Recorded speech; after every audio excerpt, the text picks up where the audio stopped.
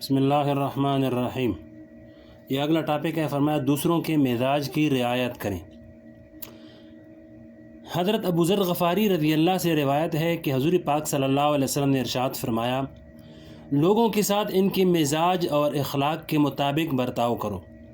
یہ بھی دین کا ایک حصہ ہے کہ انسان کو جن لوگوں سے واسطہ پڑے ان کے مزاج کی رعایت کرے اور وہ کوئی ایسا کام نہ کرے جو ان کے مزاج کے خلاف ہو اور جس سے ان کو تکلیف پہنچے، چاہے وہ کام فی نفسی ہی جائز ہو، حرام اور ناجائز کام نہ ہو، لیکن یہ خیال کر کے کہ اس کام کے کرنے سے ان کے مزاج پر بار ہوگا تو وہ کام نہ کیا جائے، تاکہ اس سے ان کی طبیعت پر کوئی گرانی پیدا نہ ہو۔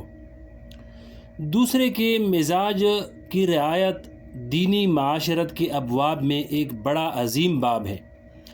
اللہ تعالیٰ حکیم الامت مولانا اشرف علی تھانوی رحمۃ اللہ علیہ کے درجات بلند فرمائے، آمین۔ انہوں نے اس باب کو واضح کیا ہے، اس لیے کہ یہ بھی نبی صلی اللہ علیہ وسلم کی سنت کا بڑا عظیم پہلو ہے۔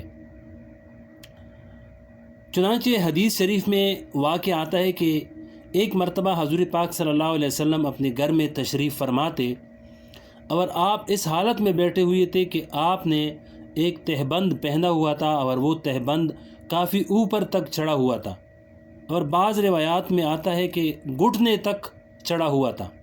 ہو سکتا ہے کہ یہ واقعہ اس وقت کا ہو جب گھٹنے کا حصہ ستر میں داخل قرار نہیں دیا گیا تھا۔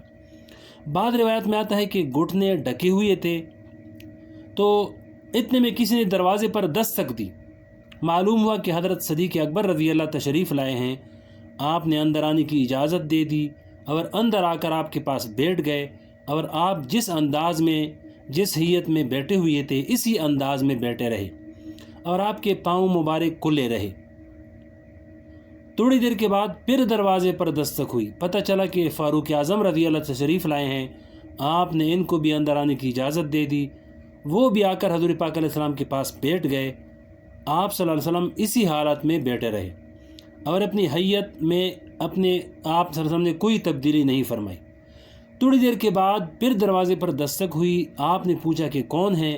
پتہ چلا کہ حضرت عثمان غنی رضی اللہ تشریف لا رہے ہیں۔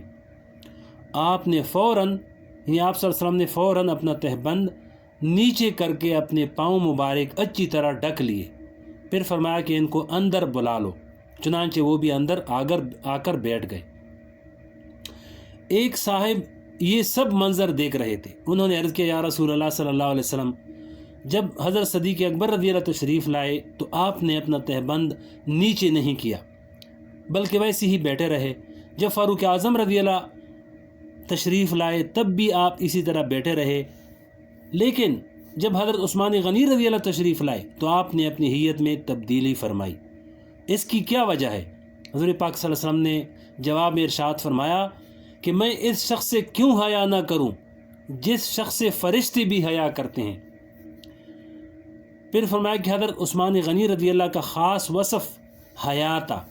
اللہ تعالیٰ نے حیا میں ان کو بہت اونچا مقام عطا فرمایا تھا، اور آپ کا لقب کامل الحیا والایمان تھا۔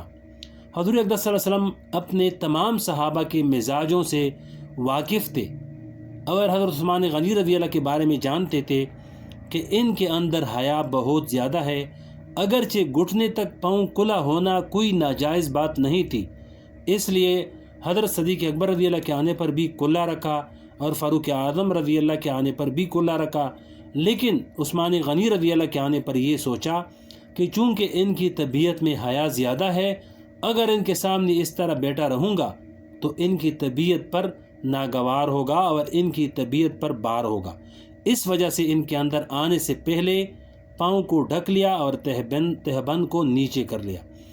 وہ حضرات صحابہ جو حضور پاک صلی اللہ علیہ وسلم کے ایک اشارے پر اپنی جانیں قربان کرنے کے لیے تیار تھے، ان کے مزاجوں کی آپ نے اتنی رعایت فرمائی۔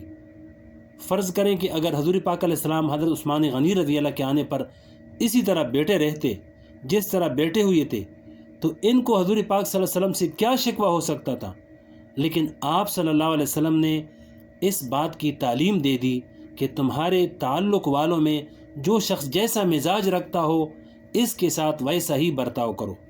دیکھیے حضور پاک صلی اللہ علیہ وسلم کتنی باریک بینی سے اپنے رفقا کے مزاجوں کا خیال فرمایا کرتے تھے۔ آگے فرمایا کہ فاروق اعظم رضی اللہ کے مزاج کی رعایت۔ ایک مرتبہ حضرت فاروق اعظم رضی اللہ حضور پاک صلی اللہ علیہ وسلم کی خدمت میں حاضر ہوئے تو حضور پاک صلی اللہ علیہ وسلم نے ارشاد فرمایا، اے عمر رضی اللہ تعالیٰ عنہ، میں نے ایک عجیب خواب دیکھا۔ میں نے خواب میں جنت دیکھی اور اس جنت میں ایک بڑا عالیشان محل بنا ہوا دیکھا۔ میں نے پوچھا کہ یہ محل کس کا ہے؟ مجھے بتایا گیا کہ یہ حضرت عمر رضی اللہ کا محل ہے، ان کے لیے تیار کیا گیا ہے۔ وہ محل مجھے اتنا اچھا لگا کہ میرا دل چاہا کہ اندر چلا جاؤں اور اندر جا کر دیکھوں کہ عمر رضی اللہ کا محل کیسا ہے۔ لیکن پھر اے عمر، تمہاری غیرت یاد آ گئی کہ تمہاری طبیعت میں اللہ تعالیٰ نے غیرت بہت رکھی ہے۔ مجھے یہ خیال ہوا کہ عمر رضی اللہ سے پہلے اس کے محل میں داخل ہو جانا اور اس کو دیکھنا ان کی غیرت کے مطابق نہیں ہوگا، اس وجہ سے میں اس محل میں داخل نہیں ہوا۔ جب فاروق اعظم رضی اللہ نے یہ سنا تو رو پڑے اور عرض کیا، یا رسول اللہ، کیا میں آپ پر غیرت کروں گا؟ اگر غیرت ہے بھی تو وہ دوسروں کے حق میں ہے، کیا آپ پر غیرت کروں گا کہ حضور پاک صلی اللہ علیہ وسلم مجھ سے پہلے محل میں کیوں داخل ہوئے؟ اس طرح فرمایا کہ ایک صحابی کی رعایت۔ آپ اس سے اندازہ لگائیں کہ حضور پاک صلی اللہ علیہ وسلم نے کیسے کیسے لطیف پیرائے میں اپنے اصحاب کے مزاجوں کی رعایت کی۔